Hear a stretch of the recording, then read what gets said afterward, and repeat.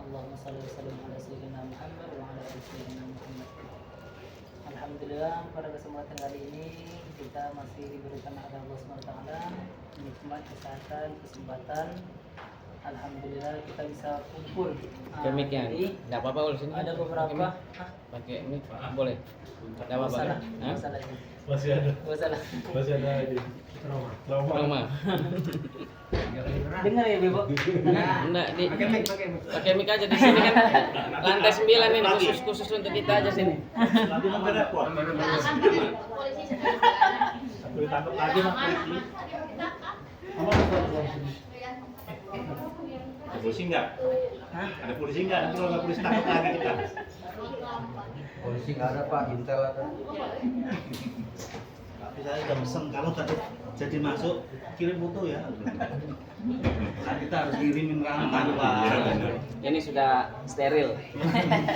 Steril. Indomie telur ya? Iya. Kita buat Masih ada rantai. semuanya ya. Steril. Sampai dulu ya. Halo.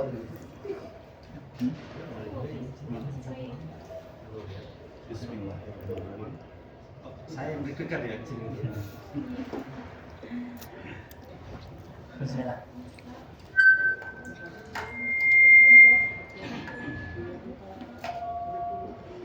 Jadi salawat bersangkutan salam tak bosan-bosannya kita hadiahkan kepada baginda Rasulullah Sallallahu Alaihi Wasallam. Jangan di lantai Allahumma ini. shalli ala sayyidina Muhammad wa ala ali sayyidina Muhammad. Adapun tujuan kumpul pada malam hari ini yaitu ingin mengulang apa yang akan kita kerjakan untuk ibadah selanjutnya. Betul ya Ibu? Kita akan melaksanakan ibadah umroh. Jadi ibadah umroh ini adalah ibadah sunnah. Sebenarnya kalau dari pendapat Imam Syafi'i ini sama saja haji kecil. Nah, sebagaimana yang diambil dalilnya wa atimul hajja wal umrah. Nah, sempurnakan hajimu dan umroh katanya. Kata dari Imam Syafi'i pendapatnya. Jadi umroh ini juga sama seperti haji.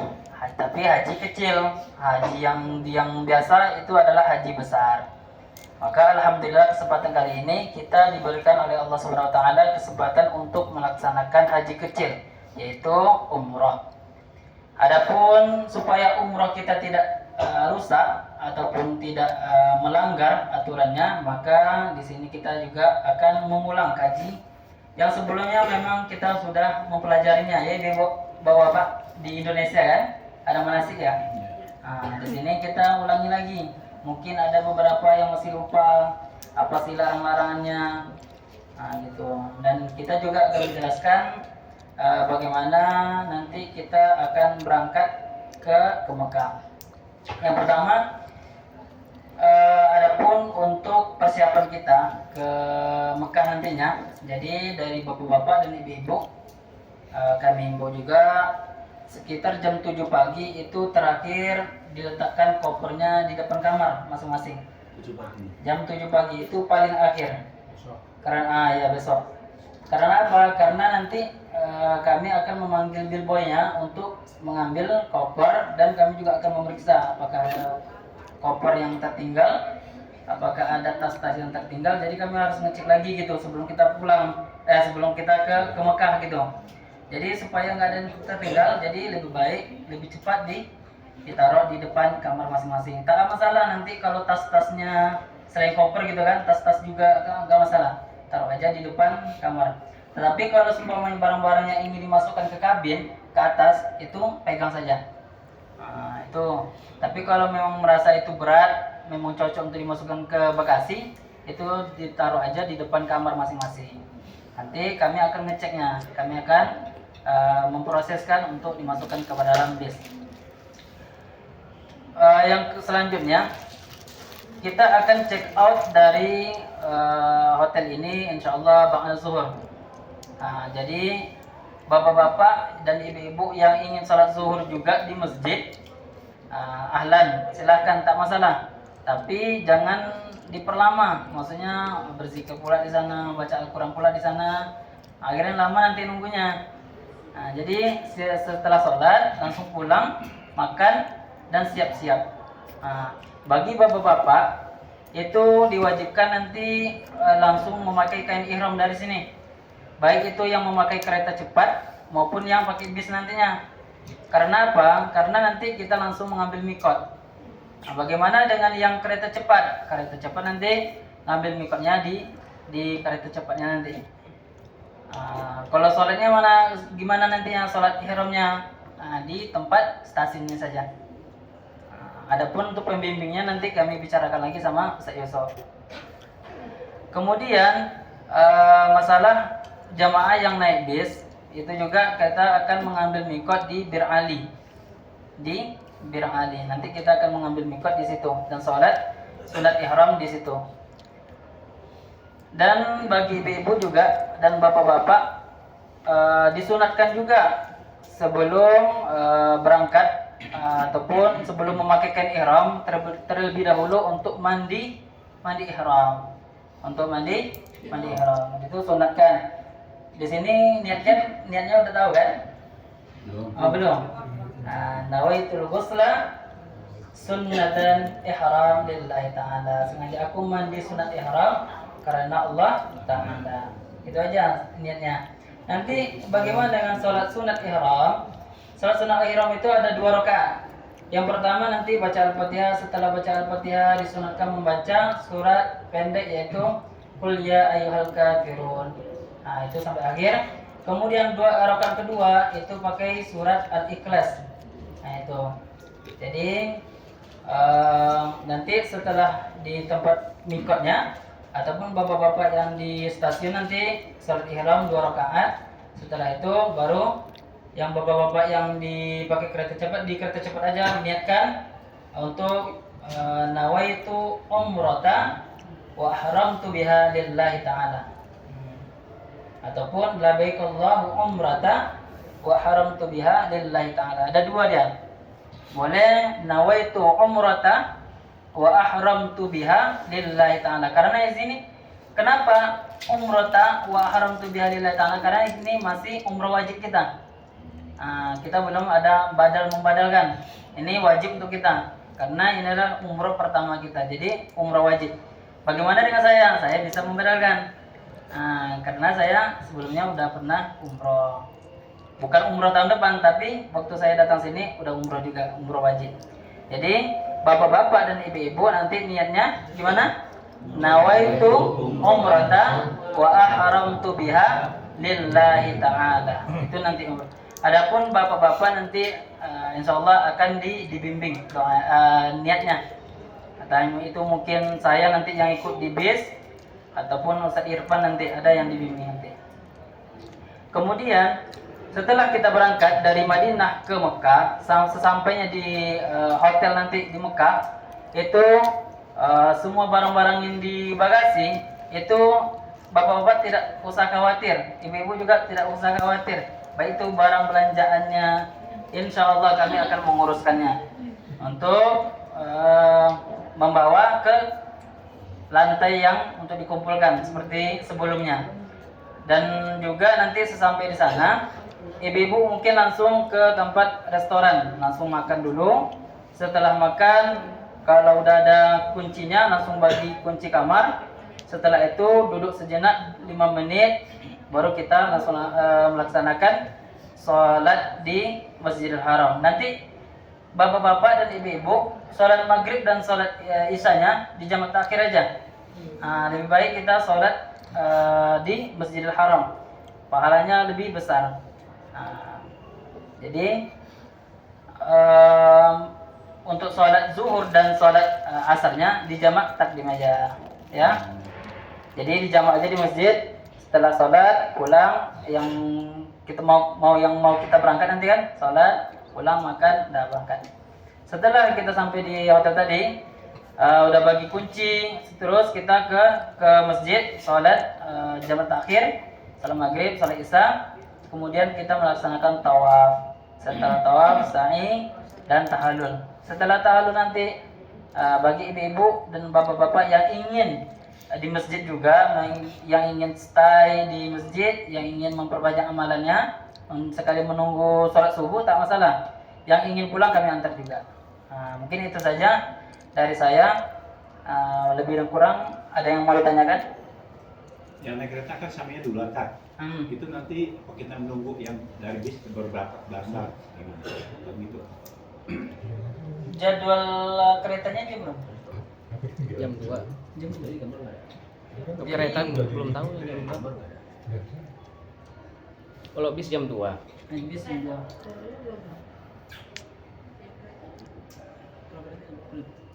Bentar. Di sini ada berapa yang naik kereta cepat? Ada 20. Lumayan ya. Lumayan. Atau yang lain ikut kereta. Naik kereta semua ya. Jadi barang-barang yang ibu dan bapak-bapak yang naik kereta tuh pakai dia semua dikumpulin di bis. Jam 2-an juga ini kereta coba.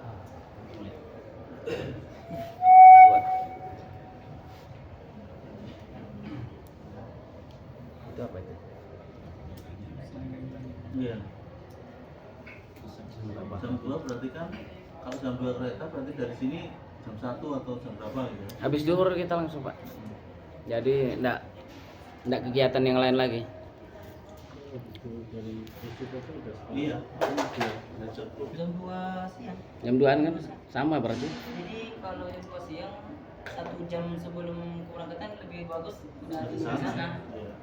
Jam 11 kira-kira jam 11 lah cocoknya jam 12 ya, jam 12 sampai sana. Setelah itu sholat zuhur di stasiun nanti kan habis itu jam 12 sudah berangkat lah pokoknya. Jam 11 itu mungkin ngumpul-ngumpul di bawah. Yang mau berangkat pakai kereta nanti ngumpul dulu jam 11 atau jam 11.30, pokoknya jam 12 itu udah berangkat.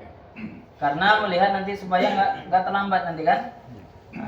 Jam 12 udah berangkat, nggak masalah nanti nunggunya di sana daripada timbang sholatnya itu ya. Jamak sholatnya nanti. Iya, jamak aja. Jadi jamaknya di sana. Kita nunggunya pas di sana di mana? Stasiun. Stasiun. Iya. Iya. Ya nanti naik taksi di hotel. Ke hotel ada Oh, di hotel. ada mobil. Ada langsung ke hotel kita. Nunggu di hotel kan? Iya, nunggu di hotel. Dari sini juga dari taksi juga dari sini ke Iya. stasiun. Dari sini nanti ke stasiunnya pakai taksi. Jadi yang penting bapak-bapak dan ibu-ibu nanti ngumpulnya jangan sampai terlambat. Siap. Jadi Jangan Yang ketiduran. nanti di kereta cepat yang ke Bimbing ada. insya Allah ada, Siapa? pasti ada. Nggak mungkin ditinggal kan? Kalau ditinggal nanti Belum mungkin Pak, tadi masalah urusan polisi belum selesai. Jadi ada yang ditinggal di sini gitu. Jaraknya 6 km. 6 kilo? 6 kilo nih. Oh, dari stasiunnya. Masjidil Haram 6 kilo stasiun. Dari jadi ibu nih nanti kalau ada kain baju putih pakai aja baju putih, nggak ada. Hitam juga nggak masalah. Yang penting kalau ibu-ibu tertutup auratnya. Dari sini, dari sini. Ya, dari sini. Jadi ada. Ibu udah siap polkadot kan? Jadi ibu-ibu sebenarnya nggak ada larangan, maksudnya terserah mau pakai baju apa, yang penting tertutup auratnya itu aja. Jadi ada pun larang-larangan untuk bapak-bapak yaitu dan ibu-ibu juga itu memakai wangi-wangian. Nah itu udah jelas kan? Ibu-ibu, bapak-bapak memakai wangi-wangian setelah niat umroh itu dilarang. Akan tetapi sunat sebelum mengambil niat. Nah itu pula sebelum ngambil niat nantinya setelah mandi gitu kan memakai wangi-wangian, deodoran ataupun wangi-wangian itu boleh, silakan, itu disunatkan. Tetapi kalau sudah mengambil niat nantinya, udah ngambil mikot nantinya itu nggak boleh lagi. Nah kalau dilanggar nanti membayar denda. Setelah mandi ihram berarti. Pokoknya batasnya setelah mandi ihram sampai mengambil niat. Niat itu di Kain ihramnya jangan dikasih minyak wangi, enggak boleh. apa ya? Kain ihramnya enggak boleh kasih minyak wangi. Karena nanti baunya masih ada walaupun Ya lengket ya. kita sudah niat ihram, belum sebelum mandi kita pakai minyak wangi kan. Tapi baunya masih ada, nggak boleh. Makanya jangan pakai minyak wangi. Kalau minyak wangi biasanya di badan nih, di tangan, nggak langsung ke pakaian. Takutnya baunya masih ada itu. Itu mungkin. Itu. Yang kedua nanti memotong kuku. Setelah berihram nanti memotong kuku. Ya ngusap-ngusap gini, copot nanti kan rambutnya itu udah kena denda. Dendanya gimana? Dendanya nanti yang pertama ada membayar 1 ekor kambing. Nah, kalau tak mampu itu memberikan makan kepada orang yang tak mampu, maksudnya kepada orang miskin sebanyak 6 orang, 6 mut. 6 mut makan, 6 orang lah. 1 mut kan 1 orang. Jadi 6 orang kan. Kemudian kalau tersanggup juga itu boleh puasa, tapi puasanya 3 hari. Nah, di sini. Kemudian bagi bapak-bapak larangannya juga tidak boleh menutup kepala pakai peci. Setelah pakai mikot, setelah ngambil niat, tak boleh pakai peci lagi. Nah, yang kedua bagi ibu-ibu itu tidak boleh memakai penutup muka, baik itu masker ataupun cadar, itu tidak boleh. Nah, itu tidak boleh. Akan tetapi ada juga yang pakai cadar kan, tapi dia tuh pakai topi dulu. Dia bukan langsung ke muka, tapi pakai topi dia, kainnya di depan sini, itu tak masalah. Tapi kalau dia pakai cadar ke sini, itu tidak boleh. Nah, itu langsung kena denda. Mungkin ada lagi pertanyaan?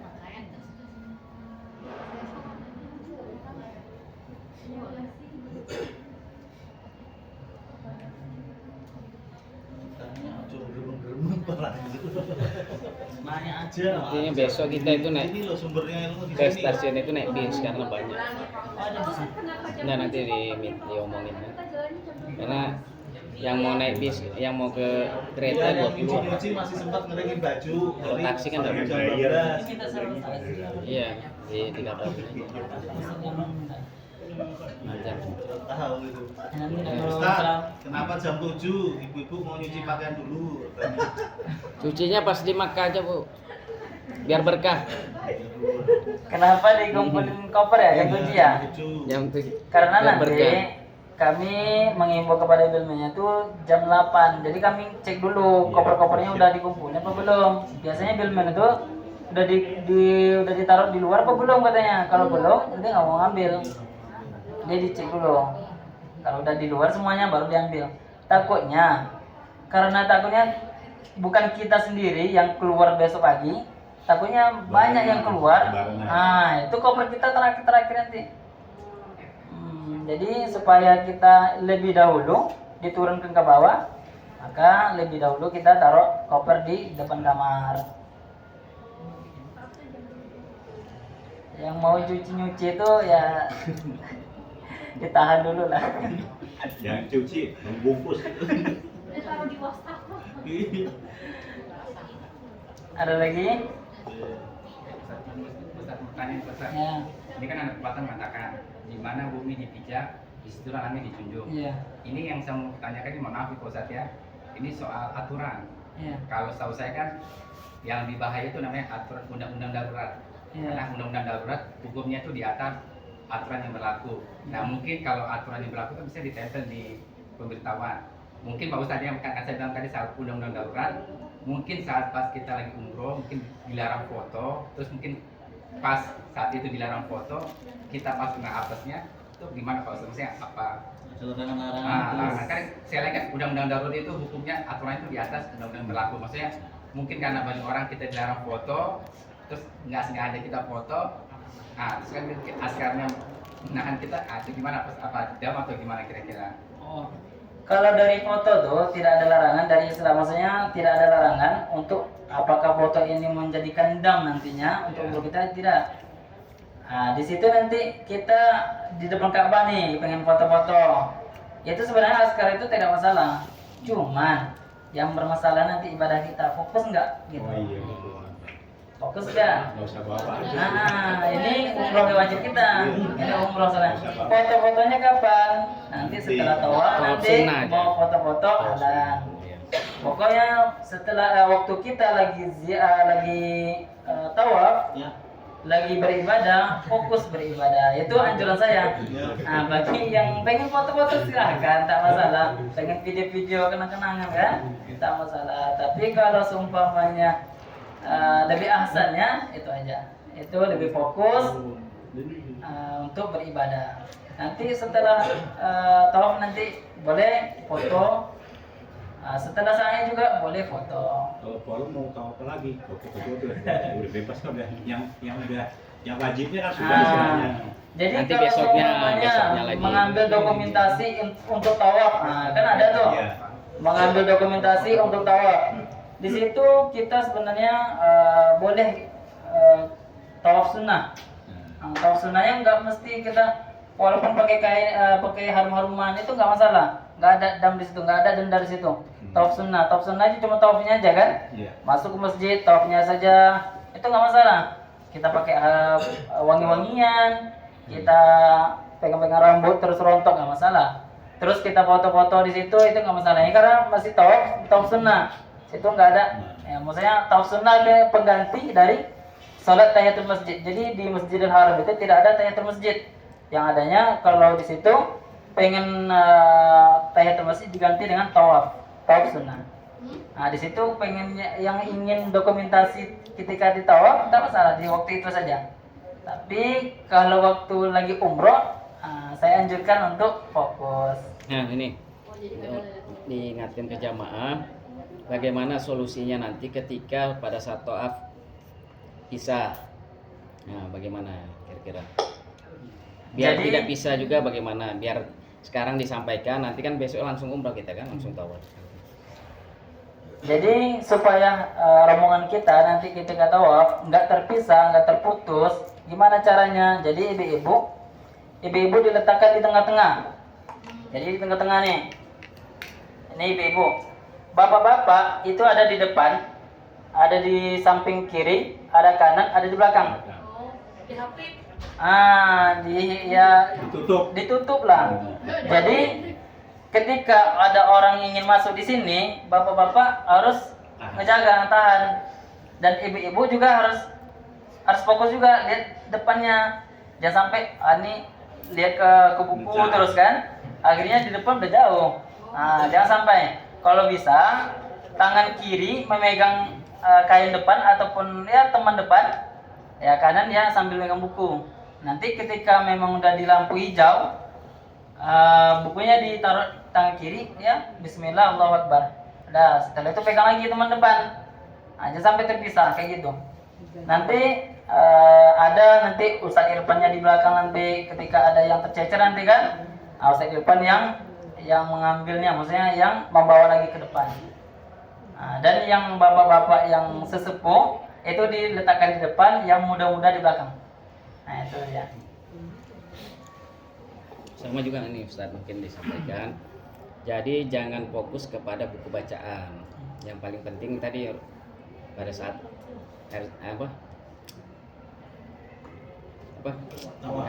saat tawaf ada Hajar Aswad ya kan ya, saat itu setiap tawaf, kemudian rukun Yamani yang paling penting kan itu kan doa itu, sehingga kadang kalau lagi fokus baca-baca lewat senggol dan lain sebagainya jatuh kan, jadi disampaikan mungkin itu kurang lebih yang Jadi bagaimana dengan doa-doa ketika tawaf yang ada di buku? Sebenarnya doa-doa yang di buku itu kumpulan doa yang dibuat oleh ulama-ulama kita. Apakah boleh Ustadz memakai doa-doa sendiri? Boleh. Memakai doa meminta kepada Allah atas ampunan kita, tidak mengikuti yang di depan, tidak mengikuti buku, tak masalah. Akan tetapi ketika di rukun Yamani sampai ke Hajar Aswad itu membaca Rabbana atina dunya hasanah wa fil akhirati hasanah wa qina adzabannar. Itu wa adkhilnal jannata ma'al abrar. Itu. Jadi ketika dari rukun Yamani ke Hajar Aswad itu membaca doa itu. Akan tetapi dari Hajar Aswad ke rukun Yamani itu kan panjang tuh. Kalau itu tak masalah pakai doa sendiri kah, pakai doa yang di buku kah, Ataupun hanya membaca selawat kah, atau membaca labbaik Allahumma labbaik, tak masalah, atau membaca tasbih tak masalah, situ bebas. Ataupun membaca buku yang doa-doa yang di buku sampai belum nyampe di rukun yamani habis doanya, boleh kita tambah dengan doa sendiri, itu bebas. Mungkin ada lagi? Kalau setelah umroh wajib kan umroh badal nih misalnya Pak. Nah, itu startnya itu dari mana Pak? Jadi setelah umroh wajib tadi ya. Jadi bagaimana dengan badalnya? Badalnya juga begitu. Nanti kita ngambil mikot. Di mana kita ngambil mikotnya? Kita kan ada city tour Mekah. Di city tour Mekah nanti kita akan berhenti juga di tempat mikotnya, namanya mikot Ji'rana. Bukan di Bir Ali lagi, bukan ke sini lagi kita. Tapi ada pula di sana namanya mikot Ji'rana. Di situ ngambil mikot lagi, kita ngambil niat lagi. Kalau kita pengen umroh sendiri lagi tak masalah. Pengen badal, nanti doa niatnya itu beda. Nawaitu umrata badalan an. Dibuat pula an, setelah an itu baru dikasih tahu siapa namanya. Wa haramtu biha lillahi ta'ala. Itu udah niat badal. Bagaimana rentetan untuk umrohnya? Itu sama dengan umroh biasanya. Tawaf 7 keliling, kemudian sa'i, safa, marwah, kemudian tahallul. Setelah tahallul itu udah menjadi halal. Tahallul kan udah habis rambutnya. Jadi kalau yang pengen Ya, jadi setelah umroh pertama dianjurkan dikit aja dulu ya. Nanti kalau udah umroh terakhir nanti kan mau gundul-gundul. Nanti kalau udah gundul dari awal nanti apa yang mau diambil lagi ya? Jangan dihabisin dulu. Yang pertama depan dulu. Bulu hidung. Habisin. Tinggal di kotak depan. Lalu habis. Ada lagi? Sisain hari pertama udah baru Di sini habis ya. Ustaz, jadinya yang naik kereta untuk jalan naik bis besar apa ya? Iya bareng Bu. Nanti bareng-bareng jalannya. Ya nanti kan ibu-ibu dan bapak-bapak yang naik kereta kan udah sampai duluan tuh. Ini aja Ustaz. Bagusnya nanti tetap naik bis yang arah sana diantar dulu ini ke stasiun. Setelah itu bis lanjut ke Makkah. Bagaimana itu kira-kira? Bagusnya gini. Jadi Bagusnya gini aja nggak masalah. Ibu-ibu yang mau nggak sopir Iya. kita kan agak lambat nih. Agak lambat berangkat nanti yang bis ini kan. ya yang bis kan Sampai jadi yang- ngantar dulu biar ibu-ibu yang nggak pernah lihat stasiunnya bisa lihat juga yang nggak berangkat lewat stasiun kan. Ustaz, bukannya harusnya bis itu berangkat duluan ya? Tapi nanti telat. Kalau bis jam 2 Jam 2. Tapi gini Pak. Jam 2 juga Maksudnya sama. makin ribet ini. Maksudnya biar kita ngincer ininya tuh di sana kata